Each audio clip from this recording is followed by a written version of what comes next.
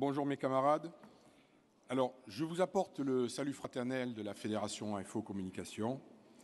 Et pour ma part, je suis responsable de la partie du secteur Orange dans cette fédération et accessoirement secrétaire général adjoint aux côtés de Jacques Dumont. Donc, je vais vous parler pour commencer d'un secteur qui est un secteur auquel tout le monde est, je dirais, confronté d'une certaine manière. Ce sont les télécommunications. Sujet de débat permanent puisqu'on est toujours en train de parler du dernier forfait qu'on a acheté chez les uns, chez les autres, de tel prix, de telle concurrence et de telle nouvelle offre. Vous le savez, ça a été l'enjeu de très grands débats ces dernières années puisque avec l'arrivée du quatrième opérateur mobile, Free, le secteur a été bouleversé et il y a eu un certain nombre de mouvements dans les entreprises concernées qui posent problème. Derrière ça, c'est un sujet qui concerne également d'autres filières. Il y a la question de l'introduction du low-cost dans notre économie.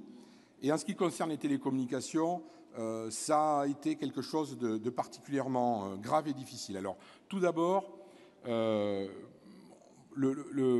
marché des télécommunications est un marché qui est fait de rupture, qui a eu des produits qui sont des produits très standardisés et avec des baisses de prix naturelles. Simplement, il faut que vous sachiez que depuis l'introduction de Free, les prix moyens ont baissé de 40% dans ce marché. 40%, il y a peu de secteurs économiques qui peuvent supporter ce genre de choses. Et pourtant, les politiques se sont extasiés. Et puis, on peut le comprendre, pour les consommateurs, c'est très sympathique, les baisses de prix. Les politiques se sont extasiés du fait qu'on rendait du pouvoir d'achat aux consommateurs. Et évidemment, c'est très, très sympathique de se dire moi, je peux vendre à mes électeurs le fait que, grâce à mon action, les prix baissent et donc, du coup, on ne pourra pas nous accuser d'avoir rendu le pouvoir d'achat moins important.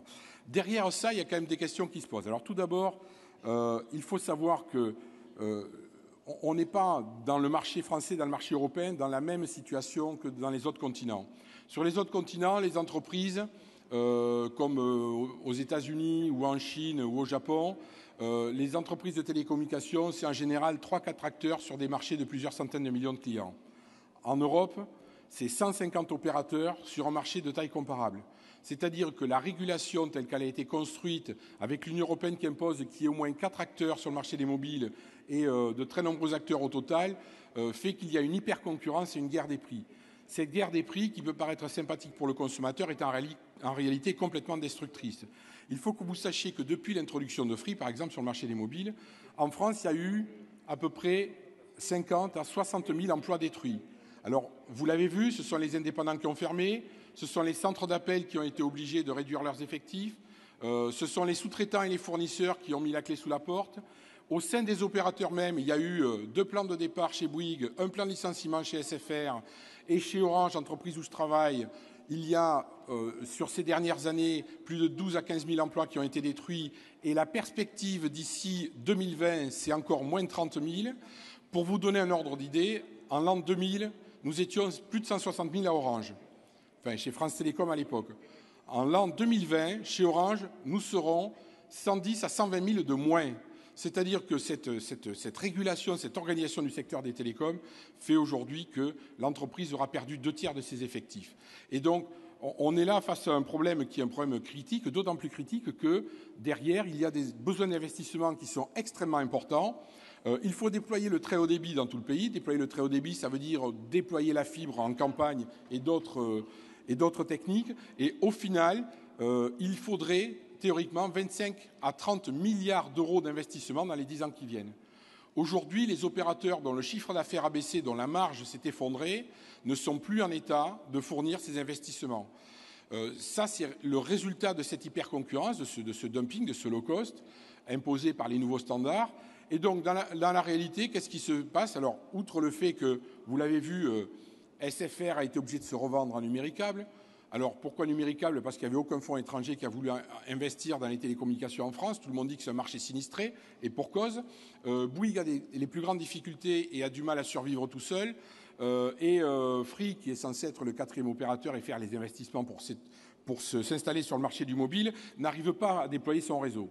La réalité, elle est là. Seul Orange est encore en état à peu près de fournir les investissements, mais a clairement annoncé que globalement, sur le marché, les investissements étaient en diminution, ce qui est la réalité, alors qu'il faudrait, au contraire, pour les besoins du pays, arriver à faire tous ces investissements. Au résultat, le gouvernement a choisi de faire un plan de très haut débit qui était basé sur des réseaux en zone non dense, c'est-à-dire à la campagne, pour résumer, c'est-à-dire 90% du territoire. Donc le gouvernement a décidé de faire des réseaux sous la responsabilité des collectivités locales. Ça veut dire qu'il y a des dizaines de projets de par le pays pour déployer des réseaux très haut débit. Ce n'est pas comme ça qu'on va arriver à construire quelque chose de cohérent et qui fonctionne. Par rapport à tout ça, nous, à Infocom, on n'est pas resté inactifs, vous l'avez bien compris. Alors, j'en profite pour remercier Jean-Claude et Pascal pour leur aide, puisque d'une part, ils nous ont aidés à pouvoir mener les démarches auprès des autorités nécessaires. On a été avec Pascal à l'ARCEP, on a été en audience auprès des ministres, on a pris toute une série d'initiatives, y compris à l'échelle européenne, et on a pu porter auprès des salariés un certain nombre de messages pour lesquels, pour certains, on a pu infléchir sur un certain nombre de décisions. Je ne rentre pas dans le détail, mais en tout cas, on essaie, autant que faire se peut, d'infléchir les choses. Par ailleurs, dans des entreprises comme les nôtres, où on a, je dirais, des dizaines de milliers, on a à peu près 25 000 techniciens aujourd'hui qui travaillent sur les réseaux dans les zones rurales, vous imaginez que cette espèce de transfert aux collectivités, cette espèce de balkanisation, est une menace lourde pour l'emploi. Dans une entreprise qui a déjà été très touchée par la crise des suicides, comme l'a été France Télécom, c'est évident qu'aujourd'hui, l'aspect social nous inquiète fortement. Donc, on est vent debout et remonté contre cette question-là. Ce de quoi on s'inquiète, c'est qu'on confie des réseaux aujourd'hui à des collectivités locales qui, pour des raisons de pouvoir, veulent rétablir des baronnies, y compris sur le terrain des réseaux de télécommunications. Si résoudre la question du service public des télécommunications, c'est rétablir l'octroi, c'est pas notre conception à AFO. Pour nous, à AFO, le service public, c'est quelque chose de national, et nous demandons que l'État confie le service public du très haut débit à l'opérateur historique Orange afin de pouvoir déployer le réseau très haut débit dont le pays a besoin dans de bonnes conditions. Ça semble la seule solution incontournable. Et puisqu'on en est au service public, et je vais terminer là-dessus, j'en profite pour dire, alors j'ai eu l'occasion de collaborer au petit livret pour la défense du service public avec la Confédération. Pour la Poste, qui est également dans le champ de notre fédération, on a également ce problème de la présence du service public au niveau des bureaux de poste en campagne et de la distribution. Il est clair qu'aujourd'hui, la diminution de l'activité à la Poste fait peser de lourdes menaces sur le service public de la distribution et la présence des bureaux de poste. On parle dans les plans, dans les discussions gouvernementales, on entend parler de ci, de là, de la fermeture de la moitié des bureaux de poste. La question de la distribution tous les jours dans tout le pays est également posée, puisque aujourd'hui, on a le courrier distribué tous les jours.